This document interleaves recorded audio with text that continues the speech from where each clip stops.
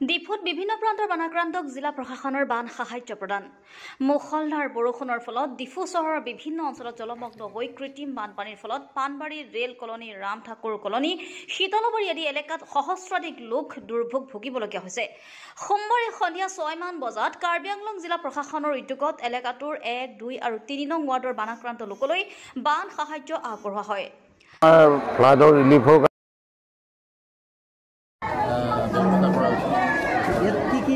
সামগ্ৰী দিয়া সামগ্ৰীৰ ভিতৰত ইয়াত চিৰা, দাইল, মিঠাতেল, নিমখ আৰু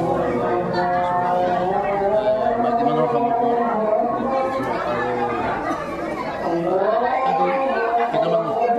কিহৰ কাৰণে দিয়া হৈছে?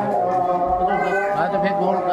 যোৱাকালি ৰাতি 10টামান বজাৰ পৰা পানী হ'ল হৈ পেলাই এই নদীৰ কিনাৰ পৰাইতো সেই 3 নম্বৰটো এইখিনি প্ৰায় নদী কিনাৰৰ মানুহ আৰু দুবাৰ ধৰণ ওলাইছে। এইটো প্ৰায় ফ্লাড হৈ আছে।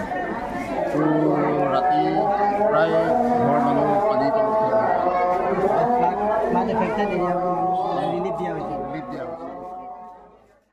চাউল, দাইল, মমবাতি, চিৰা, নিমখ, তেল আদি সাহায্য বানাক্ৰান্ত লোকক প্ৰদান কৰা হয়। বান সাহায্যখিনি প্ৰদানৰ নেতৃত্ব বহন কৰে ৱাৰ্ড কমিছনাৰ ক্ৰমে দিগন্ত গগৈ, হাৰাদান ঘোষ আৰু প্ৰতিভা ৰাণী পুৰকাষ্ঠই। News desk report, public TV Assam. Flood হোৱাৰ কাৰণে ডিষ্ট্ৰিবিউশ্যন কৰি আছে চৰকাৰৰ ফালৰ পৰা।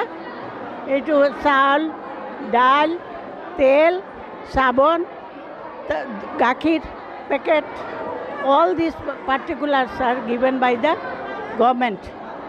Ward number 2 মই ৱাৰ্ড কমিছনাৰ। এইটো শীতলাবাৰী, পানবাৰী, ৰাম ঠাকুৰ কলনী। ভাগ ভাগ কৰি দিছোঁ আমি দিয়াৰ সুবিধাৰ কাৰণে। একটা ছাইডত